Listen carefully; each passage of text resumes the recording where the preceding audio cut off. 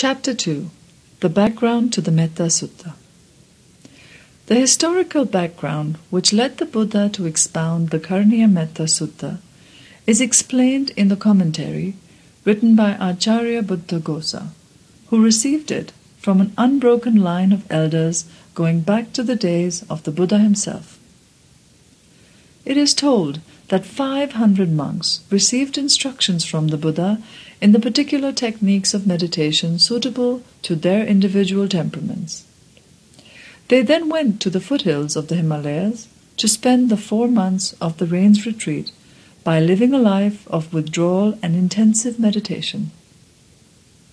In those days, a month or two before the rains retreat started, monks from all parts of the country would assemble wherever the Buddha lived in order to receive direct instruction from the Supreme Master. Then they would go back to their monasteries, forest dwellings, or hermitages to make a vigorous attempt at spiritual liberation. This was how these 500 monks went to the Buddha, who was staying at Savatthi in Jeta's Grove in the monastery built by Anathapindika. After receiving instructions, they went in search of a suitable place, and in the course of their wandering, they soon found a beautiful hillock at the foothills of the Himalayas. This, according to the commentary, appeared like a glittering blue quartz crystal. It was embellished with a cool, dense, green forest grove and a stretch of ground strewn with sand, resembling a pearl net or a silver sheet, and was furnished with a clean spring of cool water. The bhikkhus were captivated by the sight.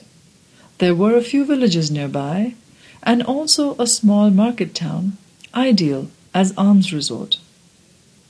The monks spent a night in that idyllic grove, and the next morning went to the market town for alms. The residents there were overjoyed to see the monks, since rarely did a community of monks come to spend the retreat in that part of the Himalayas. These pious devotees fed the monks and begged them to stay on as their guests, promising to build each a hut near the grove on the sandy stretch so that they could spend their days and nights plunged in meditation under the ancient boughs of the majestic trees. The bhikkhus agreed, and the devotees of the area soon built little huts in the fringe of the forest and provided each hut with a wooden cot, a stool, and pots of water for drinking and washing. After the monks had settled down contentedly in these huts, each one selected a tree to meditate under by day and by night. Now it is said that these great trees were inhabited by tree deities who had a celestial mansion built, appropriately using the trees as the base. These deities, out of reverence for the meditating monks, stood aside with their families.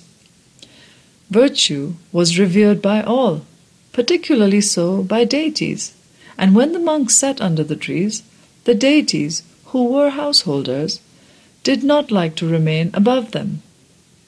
The deities had thought that the monks would remain only for a night or two, and gladly bore the inconvenience. But when day after day passed, and the monks still kept occupying the bases of the trees, the deities wondered when they would go away.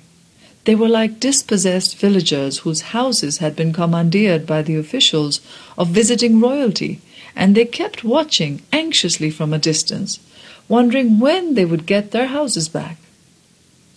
These dispossessed deities discussed the situation amongst themselves and decided to frighten the monks away by showing them terrifying objects, by making dreadful noises, and by creating a sickening stench. Accordingly, they materialized all these terrifying conditions and afflicted the monks. The monks soon grew pale and could no longer concentrate on their subjects of meditation. As the deities continued to harass them, they lost even their basic mindfulness, and their brains seemed to become smothered by the oppressing visions, noise, and stench. When the monks assembled to wait upon the senior-most elder of the group, each one recounted his experiences. The elder suggested, "Let us go, brethren, to the Blessed One, and place our problem before him." there are two kinds of rains retreat, the early and the late. Though we will be breaking the early one by leaving this place, we can always take upon ourselves the late one after meeting the Lord. The monks agreed, and they set out at once, it is said, without even informing the devotees. By stages, they arrived at Savatthi, went to the Blessed One, prostrated at his feet, and related their frightful experiences, pathetically requesting another place. The Buddha, through his supernormal power, scanned the whole of India, but finding no place except the same spot where they could achieve spiritual liberation, told them, "Monks, go back to the same spot.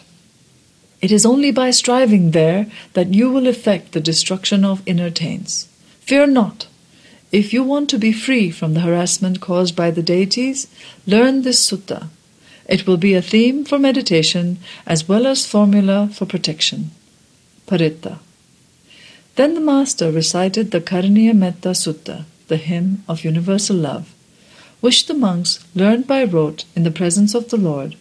Then they went back to the same place. As the monks neared their forest dwellings, reciting the Metta Sutta, thinking and meditating on the underlying meaning, the hearts of the deities became so charged with warm feelings of goodwill that they materialized themselves in human form and received the monks with great piety. They took their bowls, conducted them to their rooms, caused water and food to be supplied, and then, resuming their normal form, invited them to occupy the bases of the trees and meditate without any hesitation or fear. Further, during the 3 months of the rain's residence, the deities not only looked after the monks in every way, but made sure that the place was completely free from any noise. Enjoying perfect silence, by the end of the rainy season, all the monks attained to the pinnacle of spiritual perfection. Every one of the 500 monks had become an arahat. Indeed, such is the power intrinsic in the Metta Sutta. Whoever, with firm faith, will recite the sutta, invoking the protection of the deities and meditating on metta, will not only safeguard himself in every way, but will also protect all those around him, and will make spiritual progress that can be actually verified. No harm can ever befall a person who follows the path of metta.